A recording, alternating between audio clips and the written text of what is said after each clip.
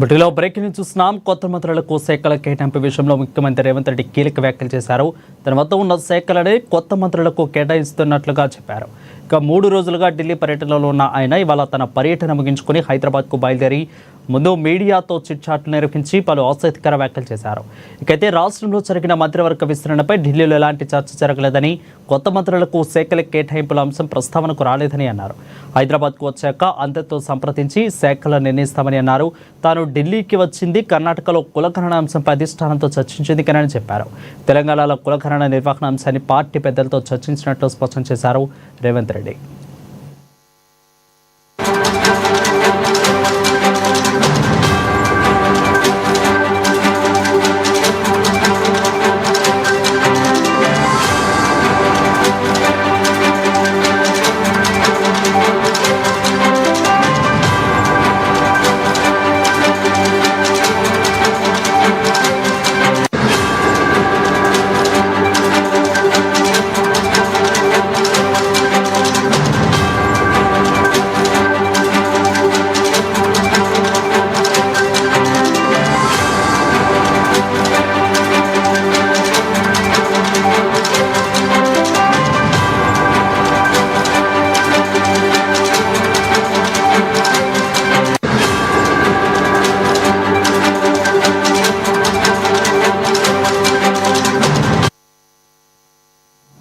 ఇక కేసీఆర్ కుటుంబ సభ్యులే తెలంగాణకు శత్రువులు అని సీఎం తోచమెత్తారు. తానున్నంత వరకు కాంగ్రెస్లోకి కేసీఆర్ కుటుంబానికి ఎంట్రీ లేదని హాట్ కామెంట్ చేశారు.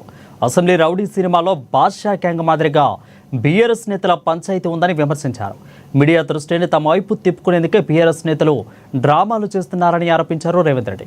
ఈ విషయంపై మరింత సమాచారం మా సీఎంఓ ప్రతినిధి రమేష్ లైవ్ ద్వారా అందిస్తారు. రమేష్, చెప్పండి, ఈ రకమైన హాట్ కామెంట్స్ ఏ విధంగా చూడాలి?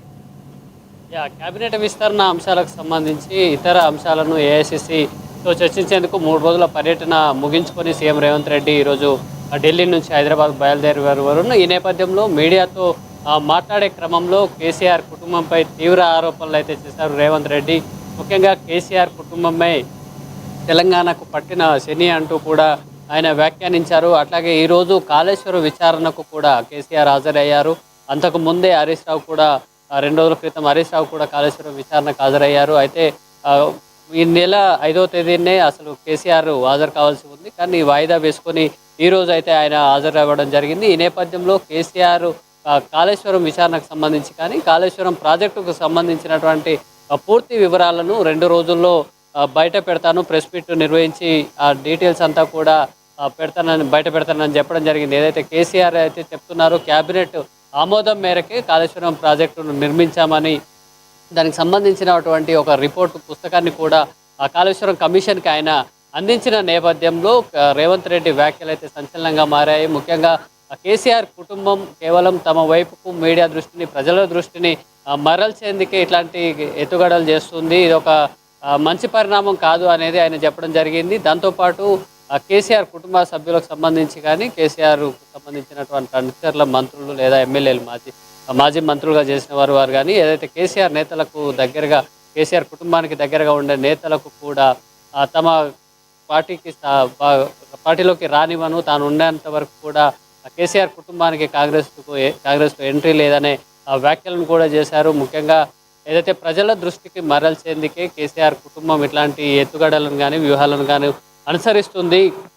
ఇది కేసీఆర్ కుటుంబం అనేది రాష్ట్రానికి ఒక శనిలాగా పరిణమించింది అనేది ఆయన తీవ్ర వ్యాఖ్యలు చేశారు. ఏదైతే 10 ఏళ్ల పాలనకు సంబంధించి కానీ అనేక సార్లు చెప్తూ వస్తున్నారు. ఇటు బీఆర్ఎస్ 10 ఏళ్ల పాలనలో ముందు ఏదైతే తెలంగాణ రాష్ట్రం ఏర్పడే నాటికి మిగులు బడ్జెట్లో ఉన్న రాష్ట్రము 10 ఏళ్ళు పాలన ముగిసేసరికి అప్పుల్లోకి వెళ్ళింది. దానికి నిన్ను మిత్తిలు కట్టడమే, వడ్డీ కట్టడమే, ప్రతిరోజు వడ్డీలు కట్టడానికి, ప్రతి నెల వడ్డీలు కట్టడానికి 1000 కోట్ల రూపాయలు కేటాయించాల్సినటువంటి పరిస్థితి వచ్చింది.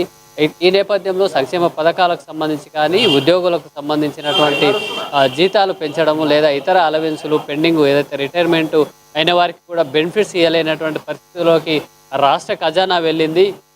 ఈ అంశాలను అర్థం చేసుకొని ప్రభుత్వానికి సహకరించాలనే అంశాన్ని కూడా ఆయన చెప్తూ వస్తున్నారు. దాంతోపాటు బీఆర్ఎస్ పాలనలో చేపట్టినటువంటి ప్రాజెక్టులు కానీ, కార్ రేసింగ్ కానీ, ఏదైతే ఇతర అంశాలు విద్యుత్ కొనుగోలుకు సంబంధించి కానీ అనేక అంశాలకు సంబంధించినటువంటి కేసు విచారణ జరుగుతోంది. ముఖ్యంగా ఫోన్ ట్యాపింగ్ వంటి రాష్ట్రానికి Right. వేసిన ఒక కేసు విచారణ కూడా ఇట్లాంటివి అన్నీ సాగుతున్నాయి. ఇవన్నిటికీ మూల కారణం కేసీఆర్, ఆయన కుటుంబం మాత్రమే అనేది రేవంత్ రెడ్డి స్పష్టంగా ఈ వ్యాఖ్యల ద్వారా ప్రజల ముందు ఉంచుతున్నారు. అయితే ఈ వ్యాఖ్యలను ప్రజలకు సంబంధించి కానీ కేసీఆర్ కుటుంబం కానీ ఎట్లా స్పందిస్తుంది అనేది వేచి చూడాలి వారు. Right, thank you Ramesh for the clear updates.